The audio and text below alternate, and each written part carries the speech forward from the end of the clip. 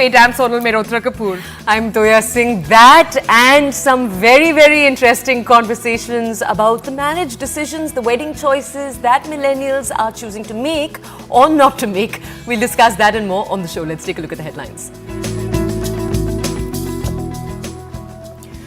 So right up on top, as we told you earlier, what we saw yesterday, a new era of chess beginning with 18-year-old Decoded becoming the youngest world chess champion. He's the king of the board now and he has made records while doing it. We'll have his reactions right here on the show. And quickly after that, keeping up with our wedding series, well, is it the rise of singles in India? Why are fewer people tying the knot? What's going on with millennials? Are they delaying I do, or are they saying they don't want to do it at all? Love in the time of career goals, how exactly is this going to pan out? Marriage, is that a luxury or is that a choice? We look at all those things on the program today. And after that, Raees Khan, the people's lawyer, she talks about cricket courts and convictions. She's joined us on TBC and she joins us now for this little chat.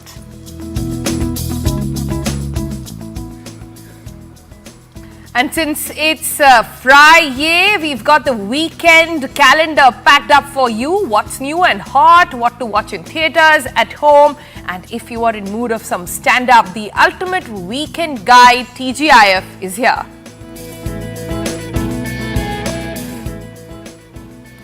And after that, we're not done with the world of entertainment. We'll bring you a lowdown of the week as Pushpa 2, Pushpa everywhere. It's breaking records. There's also Payal Kapadia, who's made history with her nominations. And of course, All We Imagine Is Light continues to screen in theatres across the country. The Kapoor family also met the Prime Minister, as we told you yesterday. That and more on the show.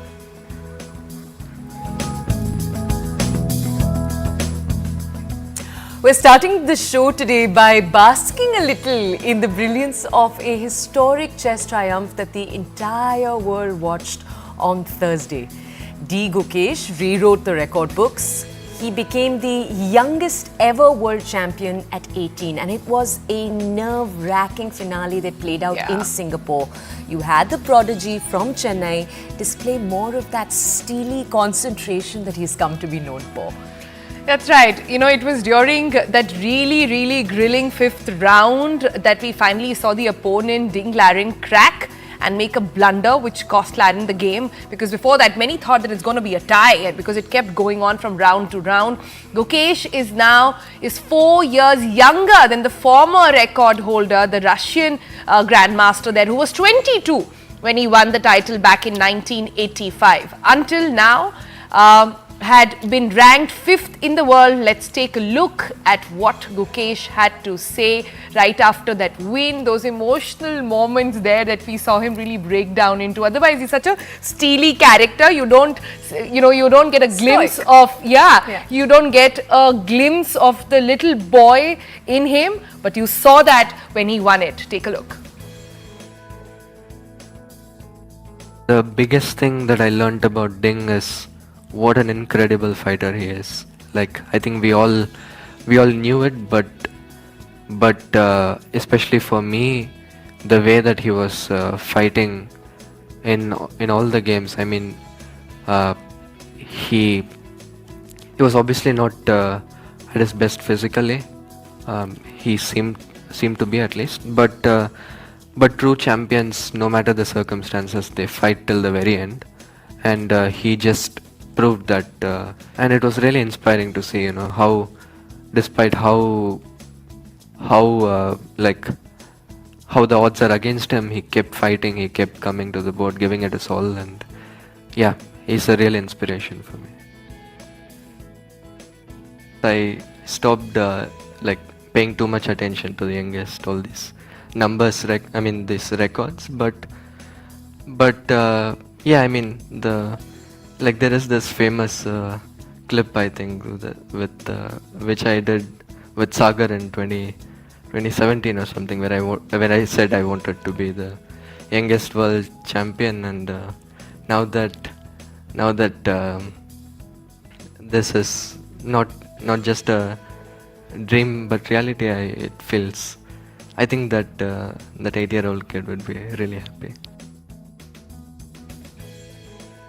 Being here, representing my country in any tournament, but especially this being, such a high level event, and for the 11 years back, Vishay sir, I mean the title was taken away from India. So I mean, when I was watching the match in 2013, I was in the stands and I was looking inside the glass box, and I thought it'll be so cool to be inside one day. Doing this for myself, for my loved ones, and my country. It's yeah. He's now only the second Indian player to become the World Chess Champion after the 5-time World Chess Champion Vishwanath Anand. And we got his reaction too, because he's actually someone who's mentored Gukesh. He's someone who's propelled that entire chess culture in Chennai over the last few years. Take a look at what he had to say. It's a great achievement to be the youngest world champion in history. He has made it to the final. He was playing extremely well, and he had an impressive performance in the match. But still, there was that little bit of drama at the end where suddenly Ding blundered, and what was looking like a very likely tie break, he clinched the title today itself. So that's a very, very pleasant surprise, and honestly, just a huge historic achievement. I think he managed to stay in control. Also, he held his nerve when things were not going well in the match, and then when they were going well, he managed to stay composed and calm, and that's probably a huge part of the explanation. But I think the problem today was Ding's attitude. He was trying too hard to make a draw, and certainly he was going about it well, but always it produces a mistake when you want something like that, and I think that was his key mistake. I don't think the black or white makes a big difference at this level right now, but the point was Gukesh kept continuing the game, and Ding was trying to force a draw instead of just making the best moves. If he had just made the best moves, probably he'd got the draw easily. But he tried to force a draw by exchanging rooks, and then suddenly he forgot that his bishop was in the corner. Certainly, you're deliciously happy. Yes, it did. The first time you win it, for me, it was in 2000. Definitely, it's something I remember very well, and I'm sure it'll be the same for him. We have worked together with him through the Westbridge Anand Academy. It's now 4 years, and that's like a bullet. He was a very talented but very young player, and that he would become world champion in 4 years, beat all my guesses. I think it was clear that he always had a chance in this match, but he would have to play well, and Ding showed huge resourcefulness and strength on many occasions during this match. But Gukesh had great games. He had mistakes, but the main thing is he kept playing, and he won. This is par for the course in the match. You will have strong good moments, you'll have weak moments. The point is just to keep trying and playing the best moves. Definitely. We worked very closely and tried to make sure he had all the best resources and help. Congratulations to Gukesh and his team. One aspect of the game? And all the other members of his team, and they did a great job. Just his ability to stay focused on the goal. Yes, very, very proud, very happy that there's now a successor Indian world champion, also from Tamil Nadu. Just great news. All right, great news indeed, and we are waiting with bated breath to welcome him back to India. I'm sure there will be lots of celebrations there as well, for chess as well, which is so exciting. On that note, let's take a break from that story and move on and go back to our wedding series. And today is a slightly different one, right? And we'll talk about marriage, not just weddings today. Marriage, one of the most celebrated institutions in India, yet as our society evolves, so does the perception of marriage amongst youth, right? It's been changing generation after generation. Now, the recent report from Ministry of Statistics and Program Implementation has drawn focus to growing trend among young Indians, and many choosing to either delay marriage or to avoid it altogether. Now, fact this, between 2011 to 2019, the percentage of unmarried youth between 15 to 29 has risen significantly. And if you thought if it's just a Delhi, Mumbai phenomena, think again, because it's states like Jammu and Kashmir which is topping the charts. With economic instability, online dating fatigue, shifting societal norms all playing key factors. It's also generational shift in values perhaps. Right. I would like to believe marriage is no longer seen as a mandatory milestone, and that's kind of what the data showed too. There's higher education, career ambitions, changing priorities that all seem to be taking precedence in this cohort. This change also seemingly coincides with other major shifts. So these are shifts we talk about sometimes on the show. Declining fertility rates, reduced child marriage cases, that's obviously so good, and obviously an aging population. Now these shifts are reshaping India's population pyramid altogether, and it is signaling challenges and opportunities for our future economy. So what does this actually mean for the youth of India? Is marriage losing its traditional importance, or is that just what the headlines are screaming? And are we simply redefining the idea of what companionship looks like, what it means, what it stands for in the modern world? Could this be a positive thing? To understand all the facets a lot better, first, before we go over to the experts today, we thought let's go to the streets, let's ask Gen Z and millennials in different cities across the country what they have to say on this. Take a look. How old are you and are you married? Ma'am, no. How old are you? I'm 20-year-old. My age is 28. I'm not married. मैं 20 years का हूँ, मेरी शादी नहीं हुई अभी तक. I'm 27. I'm not married, but I'm planning to get married next year. No, I'm not married. I'm 26. This is Purti. I'm not married yet. I'm Vanilla. I'm still not married. I'm 26 years. Its own opinion.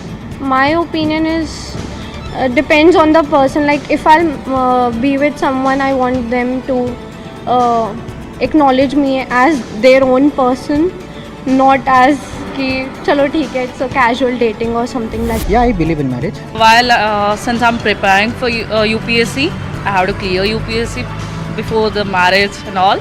So I believe in marriage and all, but it differs from person to person, I guess. Like I think it's fine, but till there's no societal pressure on it. Like people are settled, young youth is settled, and then sure. Because when we are old, we are not able to live alone, and we need some partner, and we should share everything to them. So I need to get married Because I fell in love, and at this point, I am with somebody looking for something serious. I mean, looking for marriage at a perspective of marriage. So I believe in marriage. Of course, I agree to the institution of marriage, and I believe in staying together. Ma'am ऐसे ही नहीं, बस लड़ाई झगड़े होते रहते हैं घर में. मैम एक ज़िंदगी मिली सर, अकेले जियो आराम से. कॉलेज लाइफ चल रही है मैम, बहुत अच्छी लाइफ चल रही है. शादी करके कहाँ झंझट में रहोगे. अपने लिए कमाओ, अपने ऊपर खर्च करो. I think I'm still young on that opinion, but I would say it depends that what a person thinks about the other person. Also, mentality matters, so I cannot say much on that. Still young. Career, mainly career, because job and all and much more priorities are there, so that is holding me back. It's very simple here, because they don't want to get committed. And the culture that we are living in, it's promoting multiple partners. due to career or due to freedom also. See, the person has to take care of me. Not only me, my parents also. If he is not rich also, no problem, but he should take care of me and he should understanding my feelings. I don't want any more expensive gifts and all. Just small. When I need time, sometimes I need that time, space and all. Marriage, are you okay? I am actually looking for marriage, but it's not working out right now. I'm out there in the market looking for someone in my life. Oh man, those were some hilarious reactions over there. Well, not hilarious, let's not say that. For some people, it's very serious business as well. But let's take a break from what people are saying. Let's try and understand their psyche a little bit. To help us understand this very complex dynamics, we are joined here in the studio with Dr. Nisha Khanna. She's a celebrity psychologist and marriage counselor. Dr. Khanna, thank you so much for joining us with this very fascinating discussion. You're chatting with two people, one who's married, one who's not. So at the end of the program, if you've managed to convince either of us against the other, we'll give you full points. What does that mean for you though? You've already made the decision. You never know. Choice is critical. But talking about choice, you think marriages today and young people look at marriage as a luxury, or is it still a choice? I say luxury because I meet so many people today who say that it is so hard to find somebody right. Yeah, so you said it, it's too hard to find somebody right. This is one of the major reason the youngsters are delaying marriage. They're saying till the moment we won't get the right partner. Now right is itself is the word. Whether you get the right partner, are you a right person for the someone and someone else is right? It's because marriage or any relationship, I will say, because I put as an expert love, living on marriage all on same platform because the commitment level is similar. When you are in love, there is a commitment between two people. When you are in living, you take a stand against the society, and when you are in marriage, there is a social step. The commitment level is more or less the similar. If someone wants to cheat in a love, living or marriage, they will cheat it on. So when you say that why the millennials are delaying, one of the reasons I would say that is we all three women are working women. Yeah. So this is the today's world where career is the utmost priority. And when the career is the utmost priority, the family becomes secondary. So you are having secondary because the primary goal of yours is to achieve certain goals which you set for yourselves. So you want to achieve something because in marriage, two people are involved. One person has to somewhere take the back seat in the career. It's not like that. You see, I would say the marriages, for giving an example, Amitabh Bachchan and Jaya Baduri. So they are known in their own fields, but who was the primary bread earner? Amitabh Bachchan. Am I right? Jaya Madhuri has her own way of putting across. She's a Rajya Sabha member. I have to intervene over here to say that you make it sound like doing a job is coming in the way of marriage. That's not the case, right? Because I can also pick up like 10,000 other cases where both the husband and wife are thriving. But the basic thing is what is the millennial thinks, because that's in their mind. It's not I'm saying it. They're saying that, okay, we have to somewhere take the step back. Either one person's pursue the career fully fledged, or the person will be somewhere on the backside. I'm not saying that she has not done the work she has not done the movies, she's a Rajya Sabha member. It's not about, I'm talking about one person has to take the career setback. Second thing is that we are talking about these days about the independence. We want freedom. And we think marriage is in the way of freedom. I can't go for the holidays as usual when I am single, but when I am in marriage, I have to respond back, because in India, marriages is happening between two families, not between two people. So we are still in the concept. We are not talking about the metro cities, even the small towns also. So this is also one of the reasons we can put it across, that the youngsters are thinking that marriage becomes a liability. I can't pursue my hobbies. I do not want to attend maybe the marital functions, maybe the family functions, somebody's birthdays, parties. I want to go and enjoy the holidays, maybe single holidays I want to do. So this is also one of the reasons. Dr. Khanna, could I ask you, what you're saying, partly we did see in the survey, when we went on the streets, we saw, for example, one young man say that I want to spend my money on myself. Yeah. We saw that approach. But I do want to ask you, the way you're framing it seems to frame this, if you don't mind me saying this, in largely negative shades, and that you're saying two things. You're saying A, that younger people don't want to put their career second. Yes. And you're number two saying they don't want to have to share their lives. Yes. Especially early on. Things like other family commitments, their spouse's family commitments, they don't want to do that. Yes. But I do want to propose a counterpoint. What I'm seeing take place around me more and more is I'm seeing the women and the men around me enter this decision with a lot of thought, knowing that today it's an individual decision as much as their family's decision. So I think earlier, for example, when my parent, for example, was getting married, it was a decision that was made by their family, their parents, to find an arranged marriage match. Today it feels as much as the single's decision as much as their families. And so what I'm seeing take place around me is a lot of millennials making this decision after a lot of thought, sometimes dating a few partners before, to understand, what their personalities work with, and then finally making a good decision. Aren't you seeing that at all in the No, numbers? that is also another reason. So it's a list of reasons. You can't say one or two reasons are good enough. I would say the casual relationships. Youngsters want these days a casual relationship. You do not want to commit to one person because I would say lots of infidelity issues they are finding and reporting in the marriages. Another reason I will put it across is that they have their own mental health issues. The personal maybe not the right model in front of you, maybe in your parents, in your surroundings, that you not have the right couple who is telling, okay, there is a happy marriage. So that's also one of the reasons where you can put it across, and that impacts somewhere there's a fear of commitment. I do not want to commit to one person. That is also one of the reasons. So you can't say there is one reasons which is possible. There is, for example, there is a someone has a premarital jitters also, where they want to commit, they want to get into live-in, but they do not want to settle down. Because maybe the past traumas is there, as you said it, like the lots of movies are also promoting, and we also suggest, please, you date with someone, no problem, when you find it out, you can settle it down. So I would say most of the time, even right now also I'm dealing with one client where she's saying that meri ghanti nahi baj raha hai. My bell is not ringing, the butterflies are not in my stomach. Because the major point is that now we are not thinking from heart, we are thinking from the head also. What is the right choice for me? But is that such a bad thing, Dr. Khanna? You're making us so sad. This is, I mean, I would like to believe that millennials are paving their own way. I would like to believe that men and women in today's world know how to balance it out. So is it right to just demonize the career and say that that's coming in the way? I mean, no, that's a wrong thing. I'm not saying that's a wrong perception. It's not about that, but I would say we can talk about the large amount of Indians are. Here, how many women are still working? You have to think about that. Like today's world, even the kids want to marry. They still want to marry in they says we want to marry as per the family's choice. We are not talking about the sitting in the metro cities, but still in the small towns, the things are still like that. When you are living with the joint family system. Now the joint family we don't say is about you are living with the your uncles and aunts. It's about you are living with your parents. You are living with your siblings. That's also coming, and the dynamics of families also changing. So I'm saying it, the millennials have all these aspects in their head. I'm not talking about these are right. I still say with my 23 years of experience in marital counseling, a marriage is the beautiful, I will think, relationship on this earth, and everyone should get married.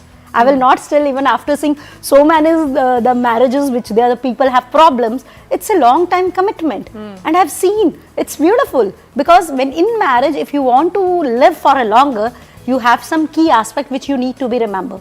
The most important part is forgiveness, and adjustment should be from both sides, I would say. I will say though that, Doctor, I do want to ask you, rather, I won't say.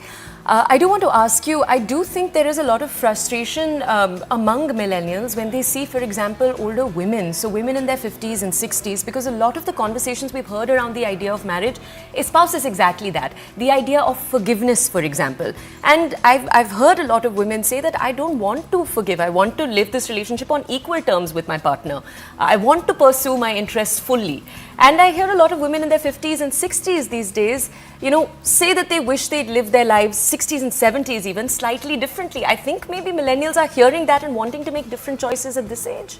Yeah, at that time the decision being taken by their parents, as you said it. Now we have a choice. So they say, now I am the owner of my life, I am on the driving seat. Why not I took the choice with the proper pros and cons in my mind.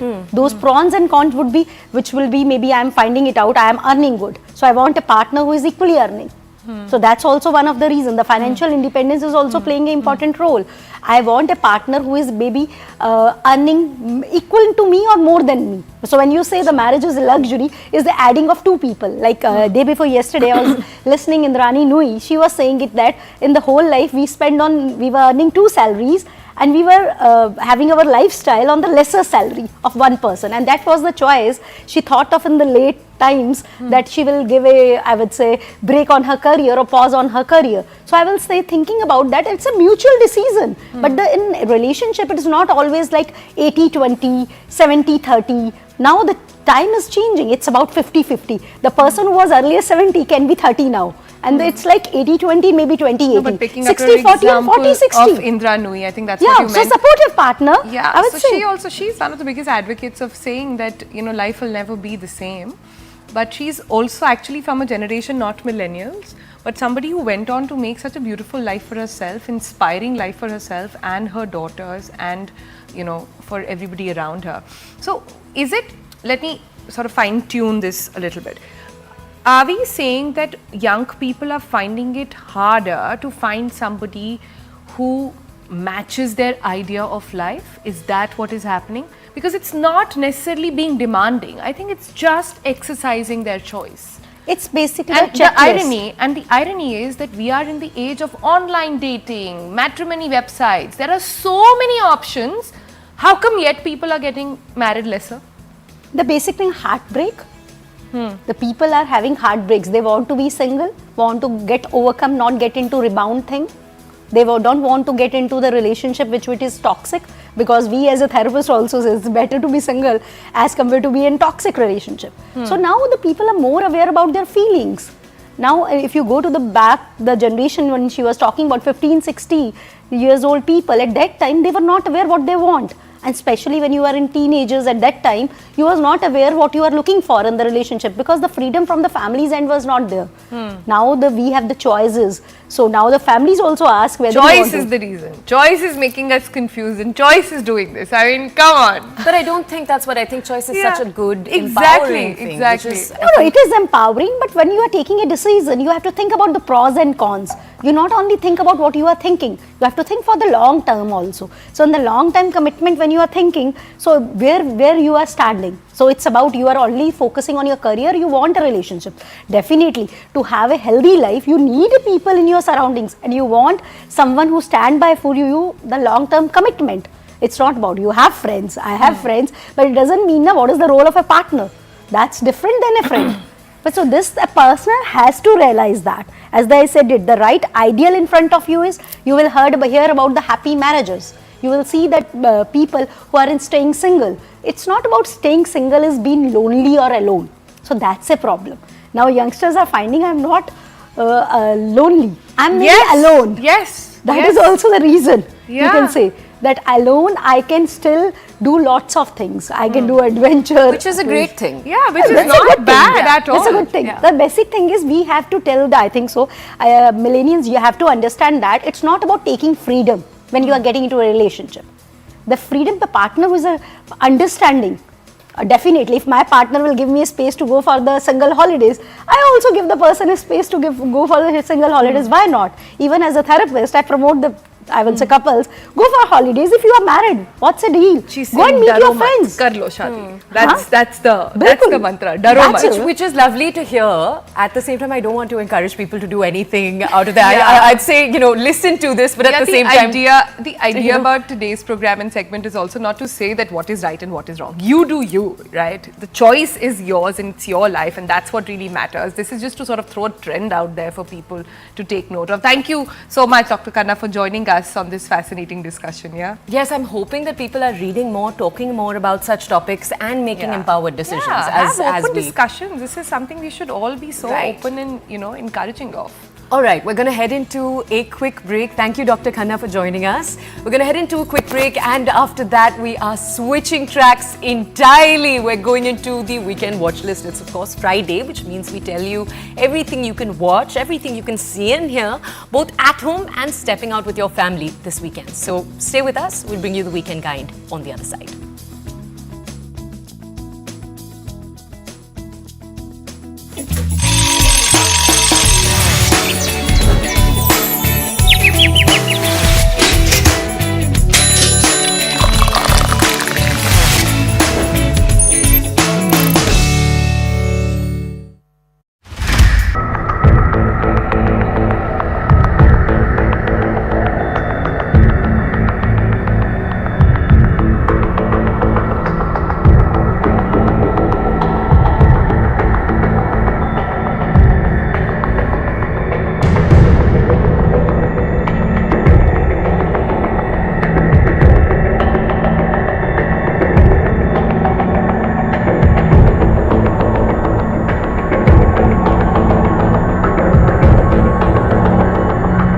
Bengaluru has witnessed one of its most sensational suicide cases.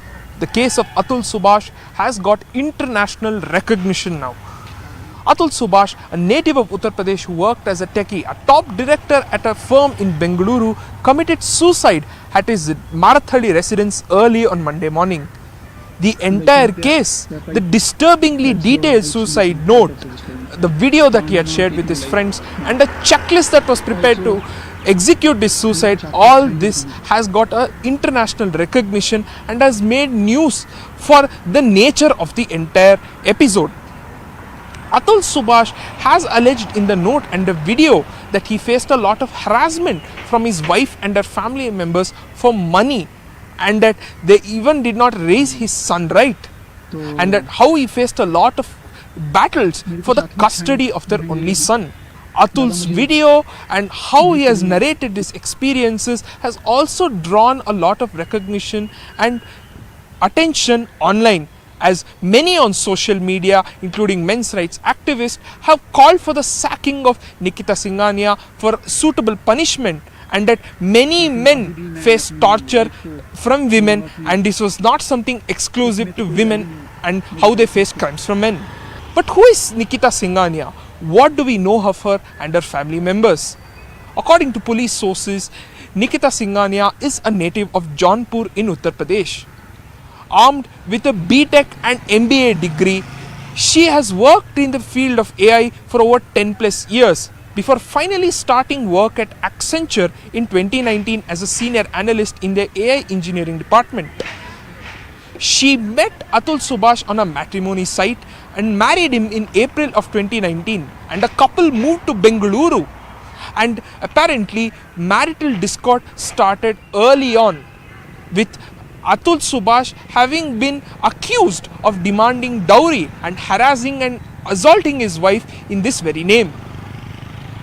The police sources also say that a complaint was filed by Nikita Singhania in 2022, alleging that Atul Subhash harassed them for dowry, and several such criminal cases were filed as well, including those of unnatural sex, and even under 498A, which penalizes men and their families for cruelty towards women or the wife.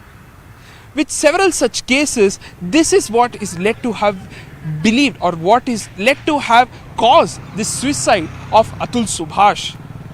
Nikita Singhania separated from him sometime in 2021 when COVID-19 was there, and left back to Delhi to pursue her work at Accenture. And according to more details in the note, there was a lot of marital discord between the two for various reasons, and she had even alleged that her father died in August of 2019 because of dowry harassment from Atul Subhash, and that more such harassment was also there in place for the custody of the son. And according to the FIR details in Marathali police station, she and her family members even demanded 30 lakhs from Atul to ensure that he got custody of their only 5-year-old son. The Marathali police are currently on the lookout for the accused in Uttar Pradesh.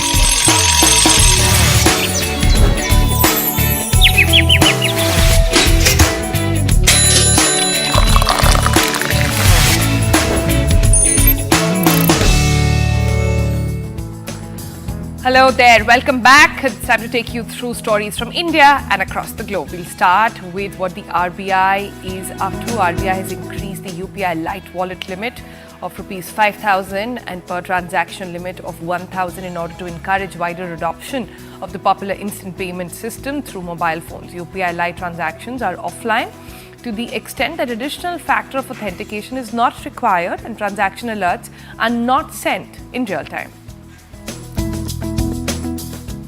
The money raised by the NBFC, that's non-banking financial companies from mutual funds, it's risen by almost 47% year-on-year by 2.33 trillion rupees in October 2024. Sequentially, the funding support by MF to NBFCs rose by 0.3% over September. This is according to CARE ratings.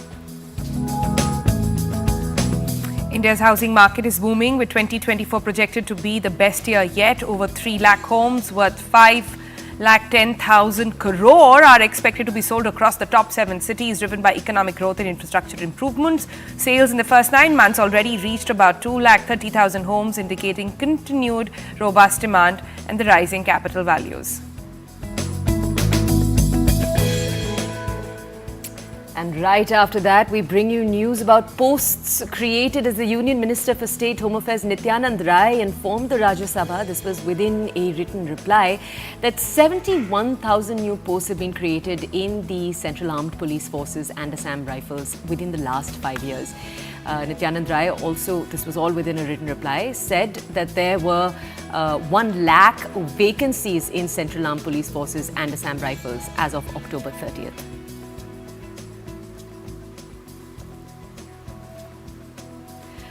Okay, next we shift into something very different for you. The fiery Sana Raees Khan joins us on TBC again, and this time she speaks to CNN News 18's Anand Narasimhan. Sana's passion for justice is contagious. She's come on the show and spoken to us about her own beliefs, and even now she's on a mission to change the way that we as a society understand the law. But hold on, I think she said something about TBC as well and something about starting her own show. Here's the excerpt from that interview.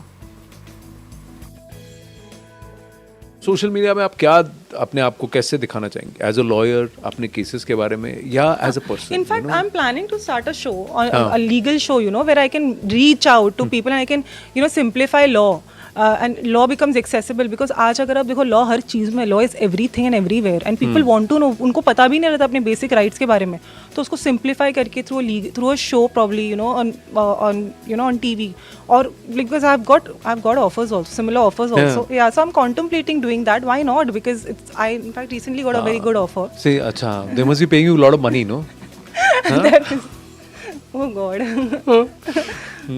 नहीं हम पैसे नहीं दे सकते पर मैं तो कहता हमारा एक शो है द ब्रेकफास्ट क्लब तो उसमें आप एक सेगमेंट हमारे लिए करेंगी हफ्ते में एक बार जस्ट सिंपल 2 मिनट सेगमेंट कि अगर आपको किसी ने रेड लाइट क्रॉस किया नीचे ट्रैफिक पुलिस ने रोक लिया मैं खुद बहुत बार फीचर हो चुकी हूं आपके डिस्कशन में रेड ब्रेकफास्ट क्लब हाँ तो आप करेंगी हाँ ठीक है तो आपने बोला तो बिल्कुल करेंगे चलो जी ये तो लॉक कर दिया जाए ये तो अगले हफ्ते से हम शुरू करेंगे ले उसके बाद आप अपना शो करते रहिए कोई दिक्कत नहीं but I think it is important you must do because if you see कहीं ना कहीं उनको कुछ पता नहीं होता इस वजह से अगर आप देखो lack of knowledge of law की वजह से लोग इतने बड़े बड़े प्रॉब्लम्स और पंगों में पड़ जाते हैं अगर आपको नॉलेज होगी तो आपके 70-80% केसेस तो वैसे ही सॉल्व हो जाएंगे जो मैं अगर अपने माध्यम से बता सकूं व्यूअर्स को on TV then why not fantastic so ये तो भाई अब आप फंस गई यहाँ हमने आपको पॉडकास्ट प्लस एक शो यहाँ पे एक शो की बिगिनिंग हो गई नहीं और लोग देखेंगे आई थिंक लोग आपको सुनना भी चाहेंगे वो what do you want to do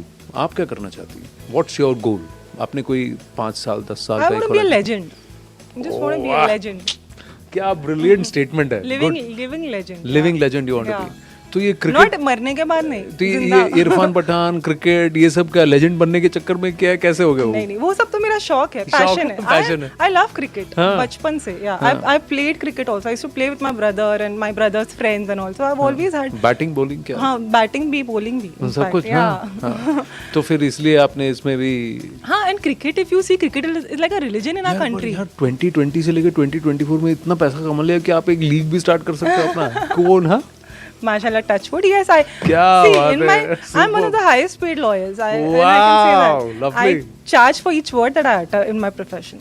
Thank God you're not charging us. यहाँ तो हम हालत खराब हो जाती है हमारी 35 मिनट हमने बातचीत की नहीं अरे ऐसा थोड़ी यहाँ पे तो मैं जहाँ हेल्प ऐसा नहीं उड़ा बैलेंस इट आउट बट ऐसा नहीं है but then again I defend the underprivileged also and do take up legal aid matters also अगर उनकी दुआओं से ही कहीं ना कहीं if you have to balance it out कहीं ना कहीं किसकी दुआ कब लग जाए यू नेवर नो तो कई बार ऐसे केसेस आते हैं आपके पास जहां आपको लगता है कि आपको करना चाहिए but they can't afford it तो आप ऐसे मैंने किया है कहीं I will be very honest कभी कभी मैं लैक ऑफ टाइम की वजह से मैं रिफ्यूज बड़े हाई पेइंग केसेस भी कर लेती हूँ बहुत हाई ही is offering me a huge amount but I don't have the time so I refuse और कभी कभी मुझे एक चीज टच कर गई मुझे ऐसा लगा no this person needs my representation I need to defend so for free also sometimes I end up defending that person so it has nothing to do with money but yes I cannot walk away from the fact that I have built my profession I built myself up to this stage so I will take advantage of that and I am one of the highest paid lawyers so that's okay. All right, with that, we're going to slip into another break.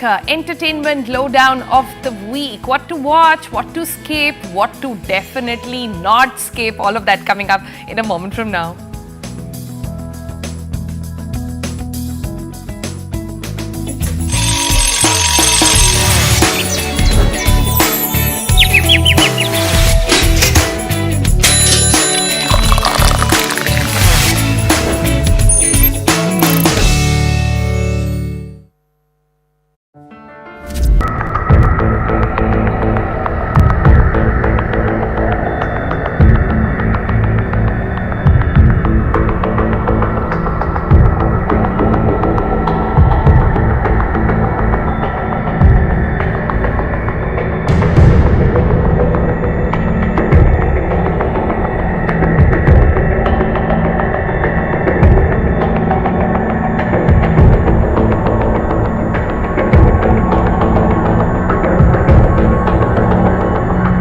Bengaluru has witnessed one of its most sensational suicide cases. The case of Atul Subhash has got international recognition now. Atul Subhash, a native of Uttar Pradesh who worked as a techie, a top director at a firm in Bengaluru, committed suicide at his Marathali residence early on Monday morning. The entire case, the disturbingly detailed suicide note, the video that he had shared with his friends, and a checklist that was prepared to execute this suicide, all this has got a international recognition and has made news for the nature of the entire episode. Atul Subhash has alleged in the note and the video that he faced a lot of harassment from his wife and her family members for money, and that they even did not raise his son right, and that how he faced a lot of battles for the custody of their only son. Atul's video and how he has narrated his experiences has also drawn a lot of recognition and attention online, as many on social media, including men's rights activists, have called for the sacking of Nikita Singhania for suitable punishment, and that many men face torture from women, and this was not something exclusive to women and how they face crimes from men. But who is Nikita Singhania? What do we know of her and her family members? According to police sources, Nikita Singhania is a native of Jaunpur in Uttar Pradesh. Armed with a BTech and MBA degree, she has worked in the field of AI for over 10 plus years before finally starting work at Accenture in 2019 as a senior analyst in the AI engineering department. She met Atul Subhash on a matrimony site and married him in April of 2019, and the couple moved to Bengaluru, and apparently marital discord started early on, with Atul Subhash having been accused of demanding dowry and harassing and assaulting his wife in this very name.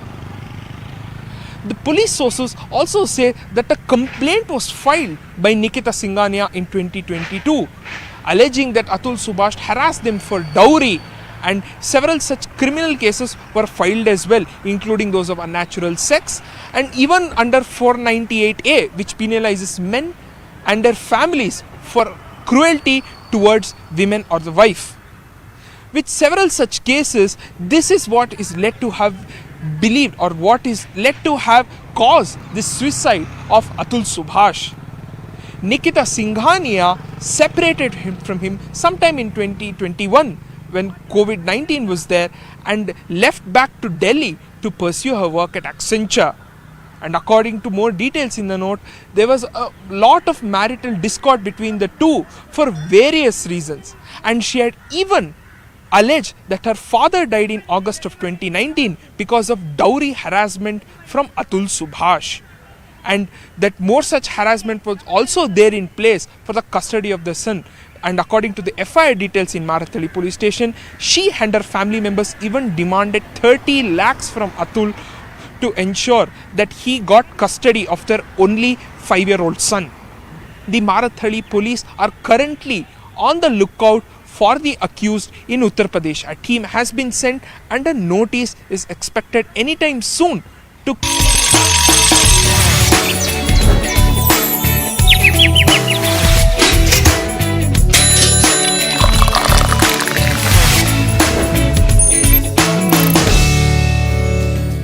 Welcome back to the Breakfast Club. It's Friday, which means we're going to tell you what you can do with your weekend. We're going to tell you all of the events, the live events, the shows, the TV shows that you can watch. Kohina gets you this week's edition of TGIF, packed with the hottest releases and events.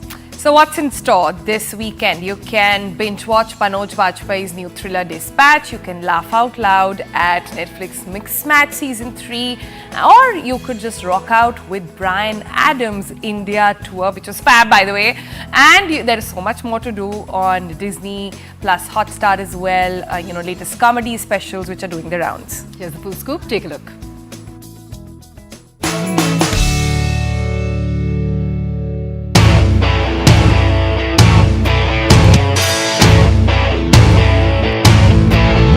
Well, thank God it's Friday. We've survived another week of work, traffic, and chaos in the Parliament. Now it's time to talk about what matters, your weekend watch list.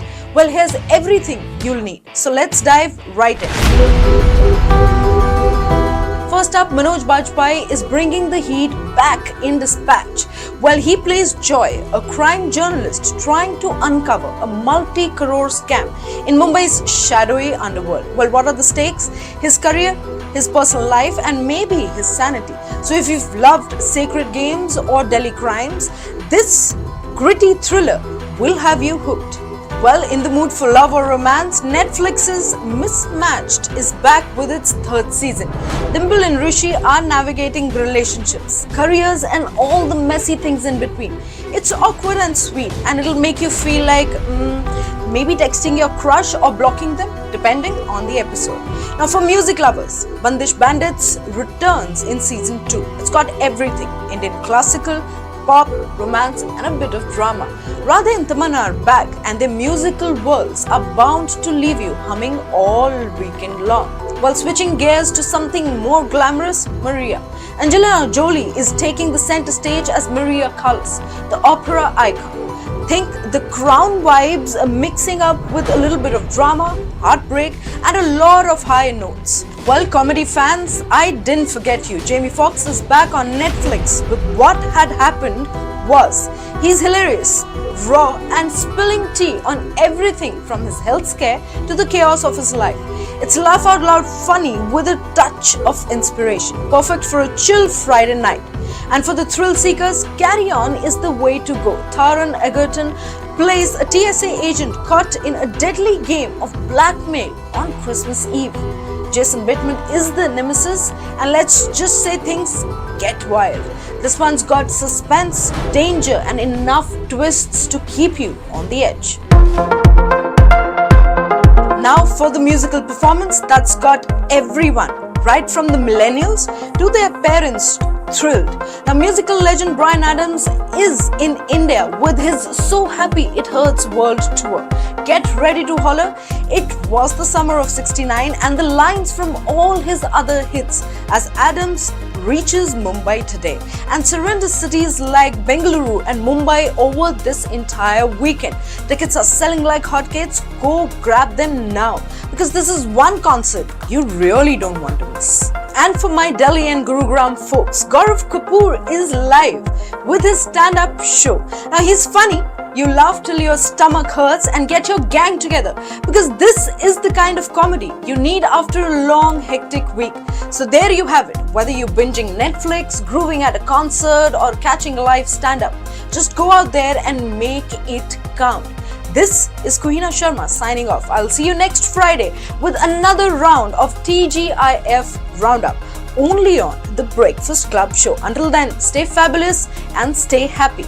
Have a happy weekend. Alright, that's not all the scoop that we have when it comes to entertainment news. Let's tell you a little bit about what's taken place in this past week. Obviously, number one, you have Pushpa 2 breaking all the box office records. But you also have Payal Kapadia's historic Golden Globe nominations as her film continues to be in theatres across the country. Go watch it. And let's not forget the most talked about Kapoor family meet with Prime Minister Modi, where he's spoken about his favourite song. There's actually a very fun piece where he talks about how when Atal Bihari Vajpayee lost an election, he went to watch a Raj Kapoor movie to get out of it. Great anecdotes over there. Also, Titas from Shosha is here to bring you all the top stories of the week. Hello there. Before the weekend fever kicks in, we are here to fill you in on all the entertainment updates of the week.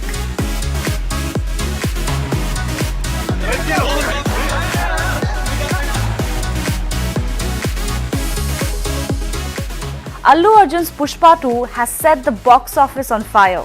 It eclipsed RRR and earned a staggering rupees 175 crore across all languages in India, thus becoming the biggest opener.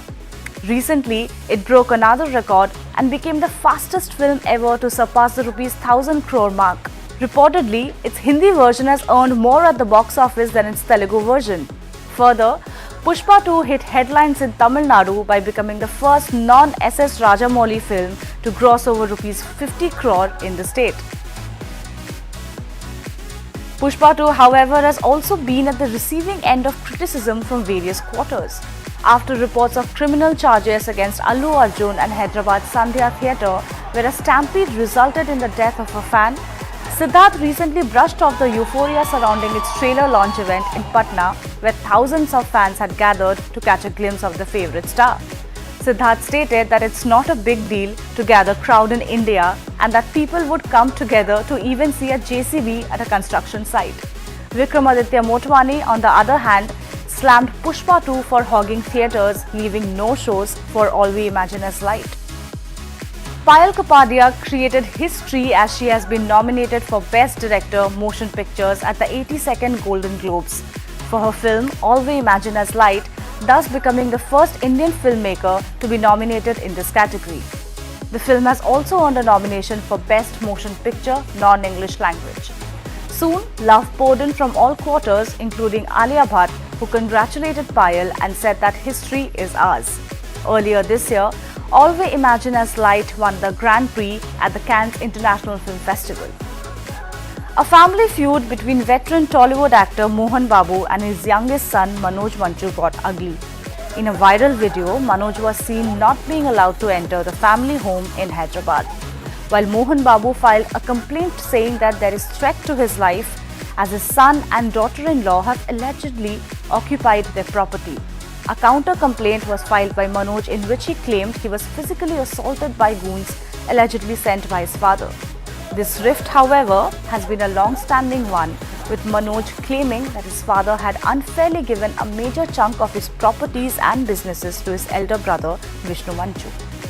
The Kapoor family, including Ranbir Kapoor, Alia Bhatt, Kareena Kapoor Khan, Saif Ali Khan and Neetu Kapoor, among others, recently jetted off to New Delhi to meet PM Narendra Modi to invite him for the Raj Kapoor Film Festival, which is being held this month in honor of the late icon's 100th birth anniversary.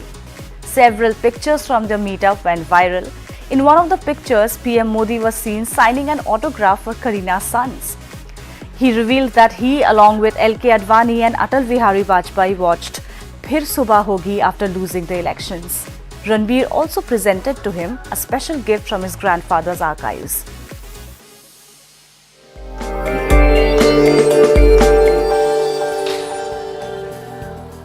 Now from the entertainment world to the financial one, we bring you a special section on financial markets powered by Money Control Pro, Money Control's premium destination for investing and business insights. Let's take a look first at markets.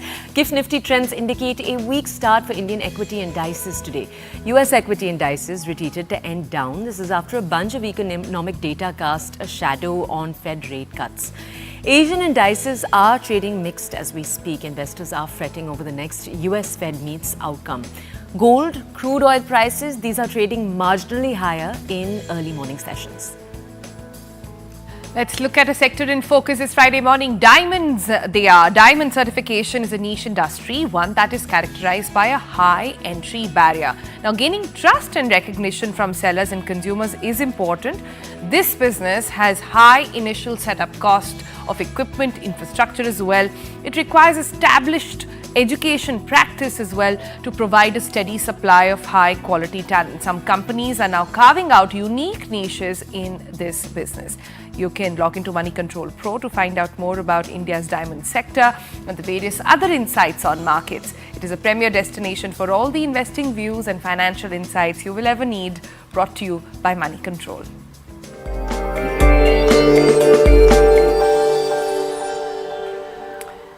And here's a quick programming note. India, it's that time of the year again. The Indian of the Year awards are back. It is your chance to celebrate the visionaries and icons making India proud. Right from trailblazing business leaders to inspiring youth icons, entertainers, sports legends, change makers, these incredible individuals have left their mark. They've inspired millions worldwide. You can show your support. You can vote for your favorite Indian at www.indianoftheyear.com. Together, let's make India's pride the world's inspiration. RP Sanjeev Goenka Group presents CNN News 18's Indian of the Year 2024.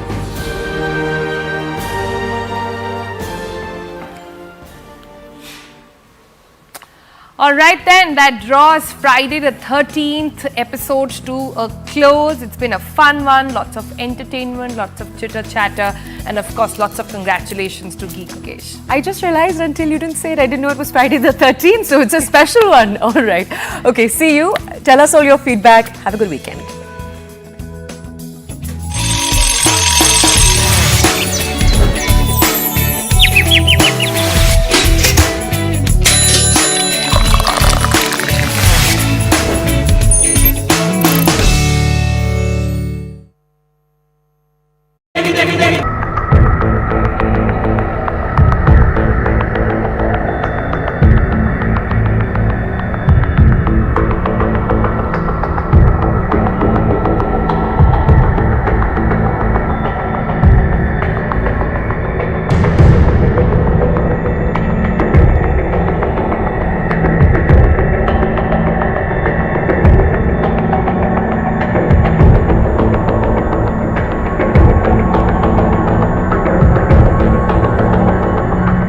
Bengaluru has witnessed one of its most sensational suicide cases.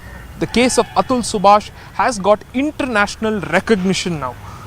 Atul Subhash, a native of Uttar Pradesh who worked as a techie, a top director at a firm in Bengaluru, committed suicide at his Marathali residence early on Monday morning.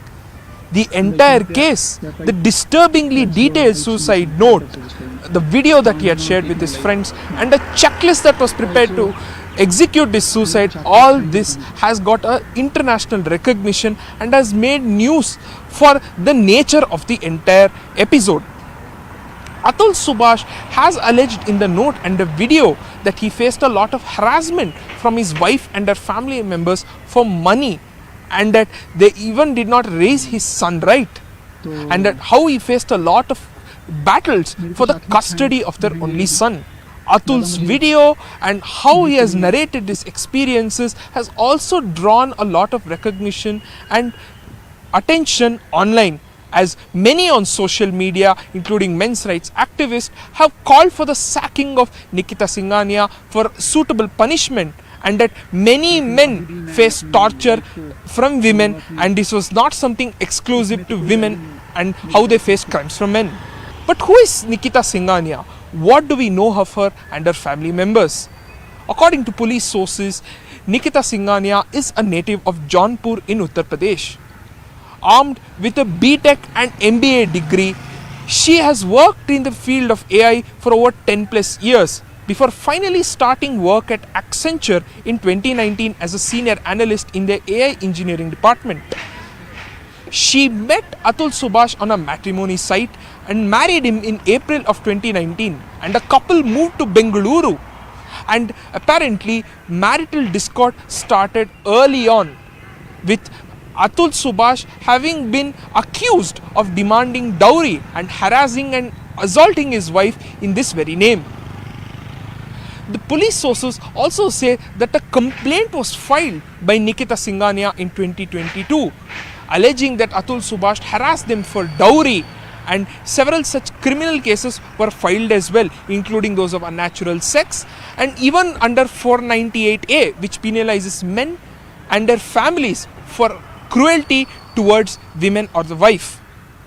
With several such cases, this is what is led to have believed, or what is led to have caused the suicide of Atul Subhash. Nikita Singh.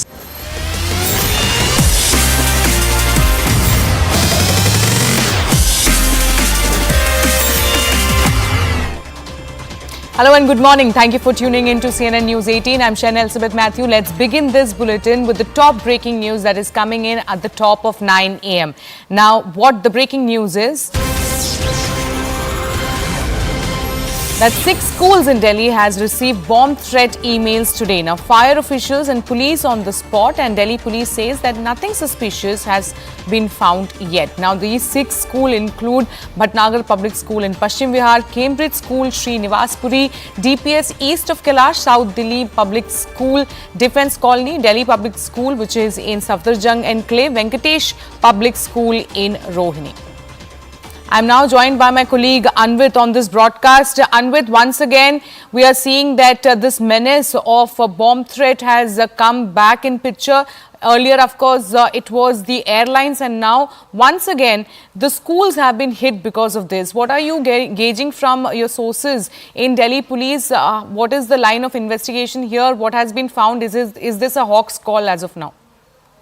Yeah, see, Sherin, as we speak, detailed scans of these schools is underway, and the Delhi police teams are at the spot. And this time also the list is long. There are many schools. Some of them have confirmed. Some of them are yet to inform the parents and the children. But the mail was received earlier in the morning. With it's a similar mail that had been received previously, that the schools will be blown up and the bomb will go off. But police have said they have confirmed some names, but they are saying that they are still receiving calls from schools and from the parents and their wards. And some schools have sent out messages to the parents to take back their children. Some are still in the process. So police teams have been deployed. Bomb detection teams and dog squads have also been deployed. But if we talk about the scenario generally, yes, certainly it is a menace which has been continuing for some time. Earlier it was the airlines that many planes had to be grounded because of the same cause. Now it is the schools. Previously also we have seen more than 150 schools per day have been receiving such threats, for the past 2-3 months. Police are also looking at it. They have been investigating the cases. Some of the cases they have found that the mail was generated from other countries. But it is much likely that VPNs were used, and therefore they are saying that they could not confirm so far that from where the mails have generated. Previously, some people have also been detained in this case and have been questioned in detail. Police continues its investigation, but so far their focus is on today's mail and to evacuate the schools from where the messages have been received.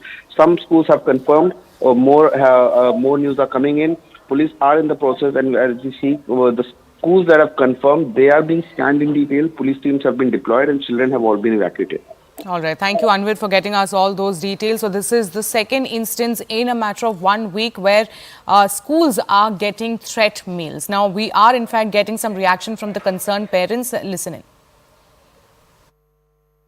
Message is there, but we read it slightly late.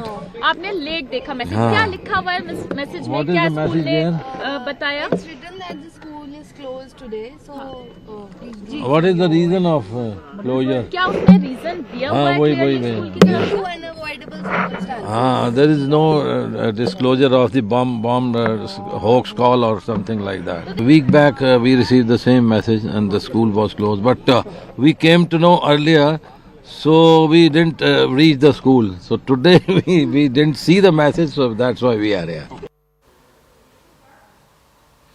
All right, shifting focus to the Parliament now. One of the major constitutional debates of the winter session is set to take place in Lok Sabha today. This comes after the opposition has demanded a discussion on this matter, to which the government has agreed. Now, the Congress in particular plans to raise issues related to Adani controversy and the electoral process, while the Samajwadi Party is expected to focus on the situation in Sambhal. Now, Raksha Mantri Rajnath Singh will initiate debate in Lok Sabha as the Deputy Speaker, while Prime Minister will lead the charge. Now, top sources have suggested that Lok Sabha will see a robust 12-hour constitutional debate with senior BJP leaders taking centre stage. Now, 10 to 12 speakers from the BJP, including prominent figures like Rajnath Singh, Ravi Shankar Prasad and several union ministers, are expected to participate in this debate. In the Rajya Sabha, Amit Shah will lead the debate, supported by Party Chief JP Nadda and other union ministers like Hardeep Puri. We are also learning that in Congress camp, there will be about 5 to 6 speakers, with the majority of the time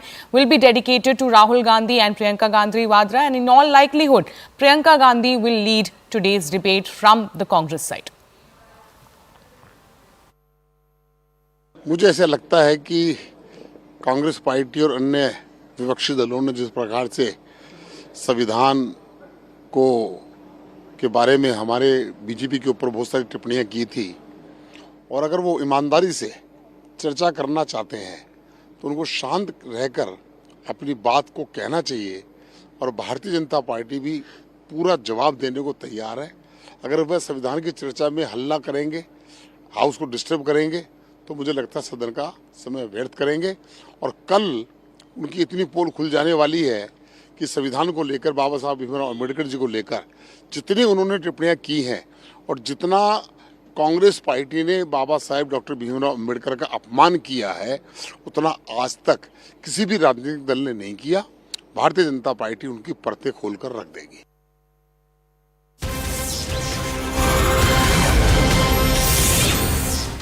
All right, so big Samvidhan debate in Sansad today, and Prime Minister Modi is all set to reply tomorrow. Prime Minister reply is likely at around 5 p.m. tomorrow. However, in the Rajya Sabha, the leader of the House, JP Nadda, will be replying to the debate, and in Rajya Sabha, the first speaker for the BJP will be Home Minister Amit Shah.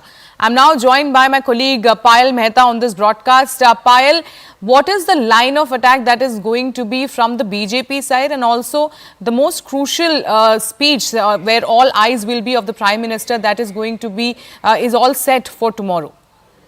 Well, of course, you can expect the Prime Minister to speak about the glorious history that India really has. 75 years of India Constitution is a big, big thing for us, and that's the reason celebrations are going to be held right around the year.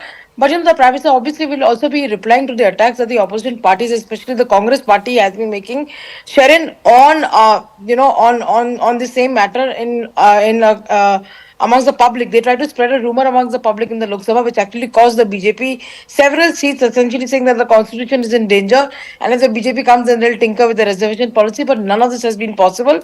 And earlier also the Prime Minister said that each and every citizen should know that the enshrined policy, the enshrined principles of the constitution are very, very strong, and they are in support and welfare of every citizen of the country. So that's something which the Prime Minister definitely can expect a lot of sharp attacks coming in from the Prime Minister on the opposition party. Now that it's going to be a combination of the brother and sister duo of Priyanka Gandhi Vadra and Rahul Gandhi, who will be speaking on the debate on this issue.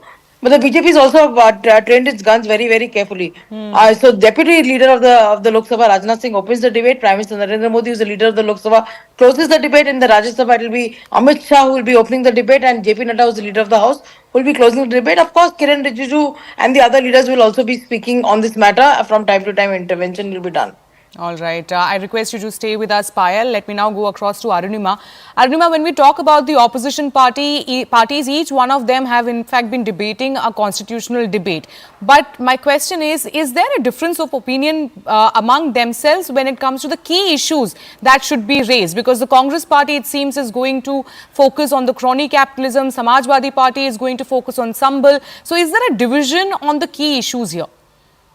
See, they will not speak in one voice. That's been very clear, and you've covered the India bloc closely as well, Shireen. You've seen how, within the bloc also, there is enough elbow room because they're all regional parties mostly. Congress is the only national party, so to say, and they have their different regional aspirations to cater to. So you're absolutely right. A Samajwadi party might actually speak about right to freedom of religion, right to equality that is enshrined in our constitution. And what is happening in Sambhal will be the key focus area. This even has the Sambhal MP who's from the Samajwadi party. He's not just has been named in the FIR. We are now told that he's one of the illegal construction allegedly owned by the Sambhal MP could also face bulldozer action. Notice has already been sent to him. So in the backdrop of what is happening in Sambhal, Samajwadi party is bound to ask whether we are only doing lip service to the constitution enshrined fundamental rights to religion and equality. Trinamool Congress will speak on the issues that are important to them. Bangladesh could find mention because what is happening in Bangladesh has direct bearing on West Bengal. So that could find a mention as well. But what I would watch out for is whether Priyanka Gandhi Vadra, who could open it for Congress party, also sticks to the same line of crony capitalism as Rahul Gandhi is. Because, most of the alliance partners seem to feel that this does not have, any direct resonance on the ground. And rest assured, from the opposing side, from the treasury side, emergency is bound to find a mention. All right, let me take that question to Pallavi now. Pallavi, like Arunima also mentioned, that we have to, of course, see how the maiden speech of Priyanka Gandhi Vadra is going to be. Will she also be sticking to the same issues that has been raised by the Congress party? What is the strategy of the Congress party today? Well, obviously, she is going to be speaking on behalf of the Congress, so she is going to be raising an issue which is going to be essentially the Congress line. Like the BJP, the Congress has issued a 3-line whip, so it's going to be a full house over there. As a part of the strategy, the brother and sister are not going to be speaking on the same day. Priyanka Gandhi Vadra, of course, makes her debut inside the Lok Sabha. Rahul Gandhi, as an LOP, is going to time his speaking inside the Lok Sabha on the same day as when the Prime Minister is going to be giving his response. So it's clearly going to be the LOP versus the Prime Minister, which is what we are expecting tomorrow. And of course, there's going to be fireworks. But I think the line is going to be pretty much the same, which Rahul Gandhi has drawn for his party colleagues. There are two reasons, and in fact, interestingly, the Congress has issued or re-released a 26 November letter by Rahul Gandhi to his speaker, where the Congress is sending out a message that we asked for the ones who wanted a discussion on the constitution, and the government has to agree to it. So the Congress is clearly snatching and taking that credit. But having said that, two main fulcrums on which that speech is likely to be based on: one, complete erosion of constitutional democratic norms, because everything is faulty. The electoral process is dictated by the government at the center. That's one. I think crony capitalism factor will be largely stressed more by Rahul Gandhi. Priyanka, of course, is likely to talk about maybe Wayanad, Kerala, UP. I mean, I wouldn't want to hazard a guess on what the real content. But I mean, overall, of course, the main thread is going to be how there is no parliamentary democracy intact in our country anymore, because the pillars of democracy have all been compromised, whether it's the judiciary, whether it's the election commission, whether it's even the running of the parliament as well.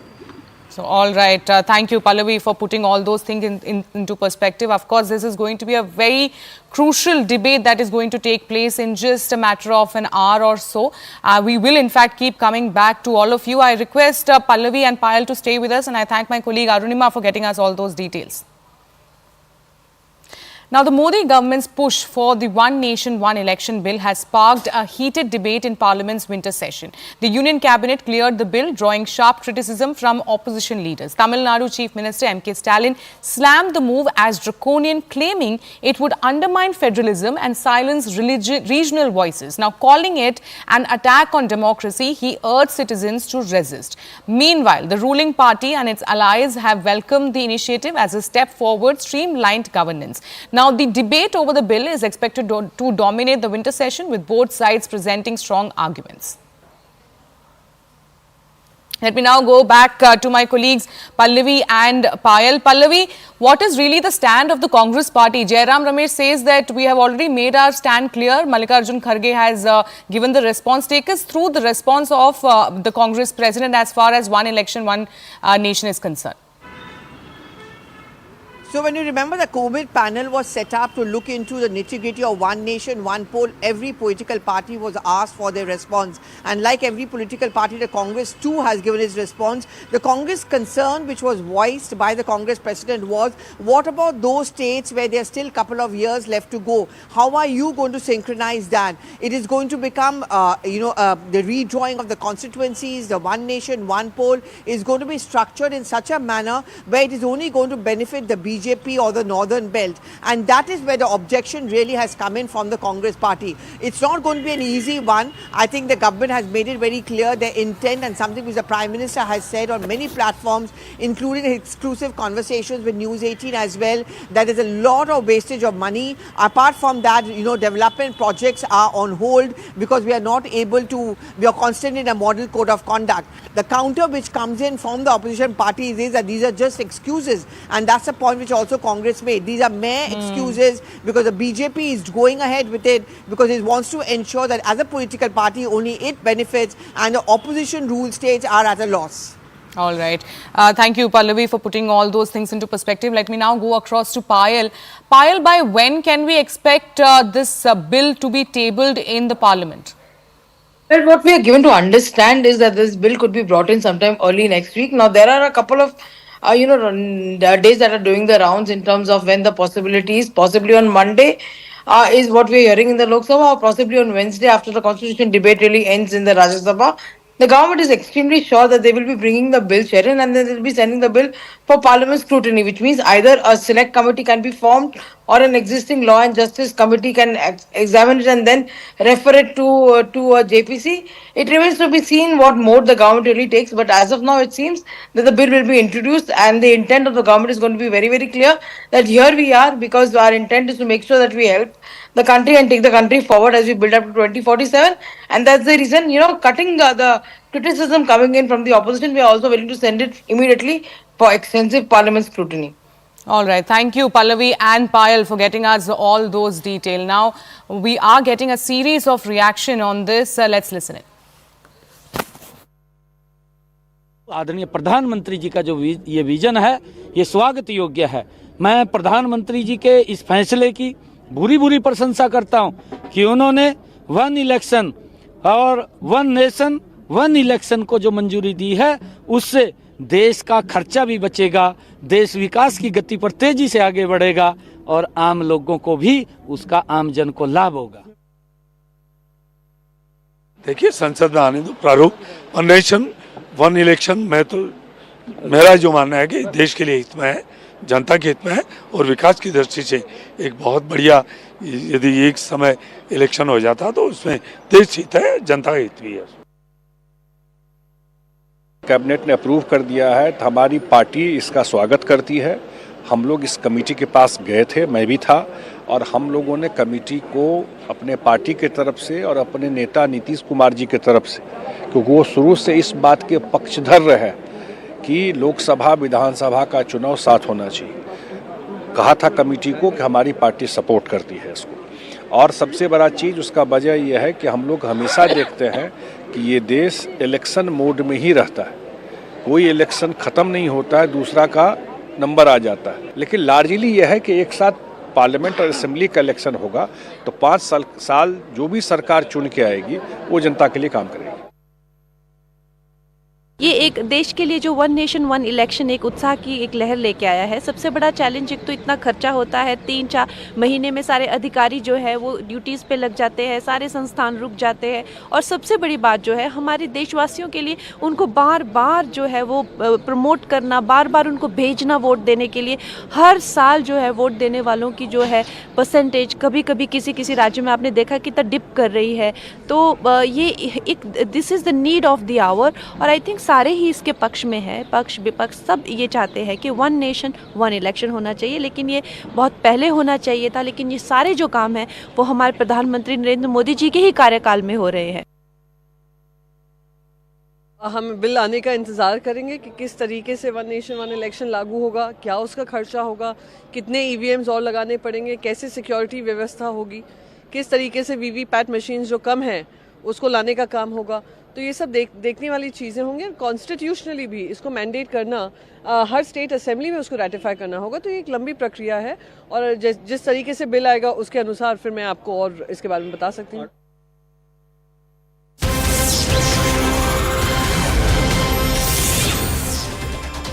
All right, after Prime Minister chaired cabinet meet yesterday, top sources have told CNN News 18 that Prime Minister spoke on the One Nation, One Election bill and said that One Nation, One poll is a matter of public awareness. Sources say that in the cabinet meeting, alliance partners like TDP and the JDU also spoke in support of the bill.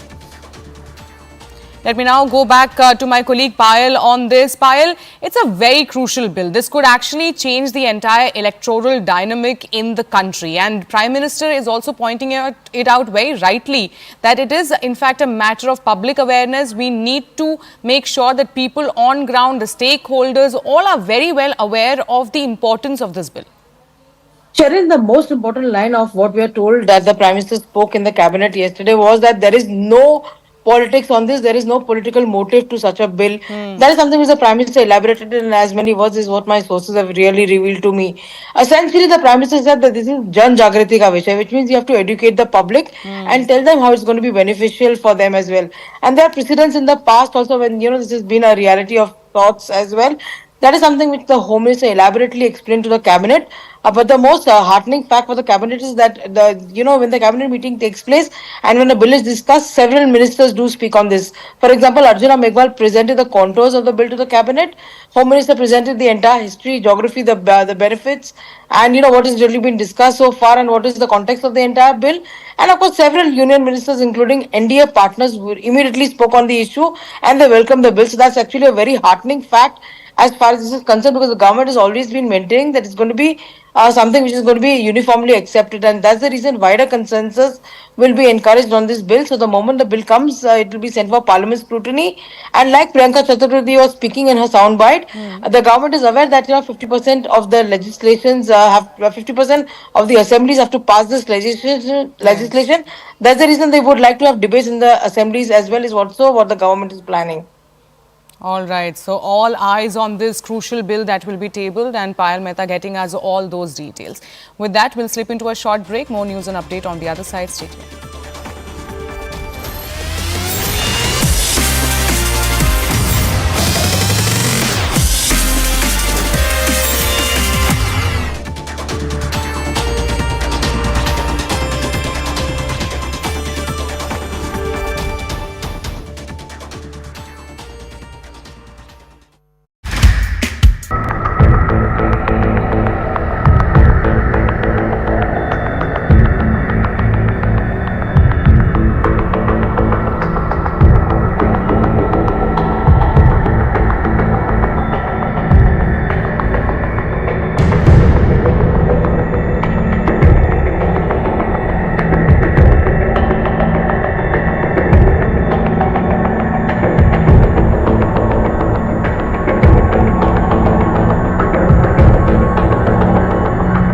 Bengaluru has witnessed one of its most sensational suicide cases. The case of Atul Subhash has got international recognition now. Atul Subhash, a native of Uttar Pradesh who worked as a techie, a top director at a firm in Bengaluru, committed suicide at his Marathali residence early on Monday morning. The entire case, the disturbingly detailed suicide note, the video that he had shared with his friends, and a checklist that was prepared to execute this suicide, all this has got a international recognition and has made news for the nature of the entire episode. Atul Subhash has alleged in the note and the video that he faced a lot of harassment from his wife and her family members for money, and that they even did not raise his son right, and that how he faced a lot of battles for the custody of their only son. Atul's video and how he has narrated his experiences has also drawn a lot of recognition and attention online, as many on social media, including men's rights activists, have called for the sacking of Nikita Singhania for suitable punishment, and that many men face torture from women, and this was not something exclusive to women and how they face crimes from men. But who is Nikita Singhania? What do we know of her and her family members? According to police sources, Nikita Singhania is a native of Jaunpur in Uttar Pradesh. Armed with a BTech and MBA degree, she has worked in the field of AI for over 10 plus years before finally starting work at Accenture in 2019 as a senior analyst in their AI engineering department. She met Atul Subhash on a matrimony site and married him in April of 2019, and the couple moved to Bengaluru, and apparently marital discord started early on, with Atul Subhash having been accused of demanding dowry and harassing and assaulting his wife in this very name. The police sources also say that a complaint was filed by Nikita Singhania in 2022, alleging that Atul Subhash harassed them for dowry, and several such criminal cases were filed as well, including those of unnatural sex, and even under 498A, which penalizes men and their families for cruelty towards women or the wife. With several such cases, this is what is led to have believed, or what is led to have caused the suicide of Atul Subhash.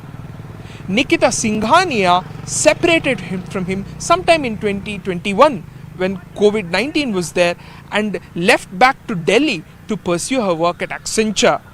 And according to more details in the note, there was a lot of marital discord between the two for various reasons. And she had even alleged that her father died in August of 2019 because of dowry harassment from Atul Subhash.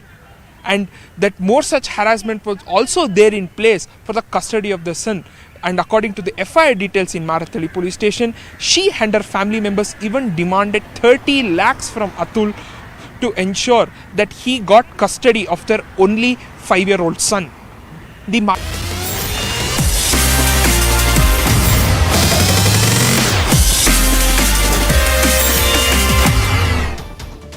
Welcome back. Thank you for staying with CNN News 18. Now let's talk about the shocking suicide of Bengaluru techie Atul Subhash has ignited a firestorm of outrage with demands for swift justice echoing across the nation.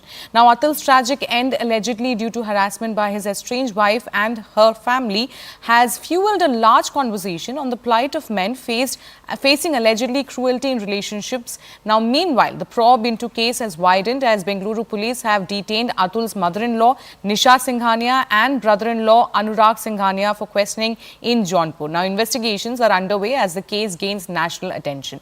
The Save Indian Family Foundation held a fervent prayer meeting in Belandur denouncing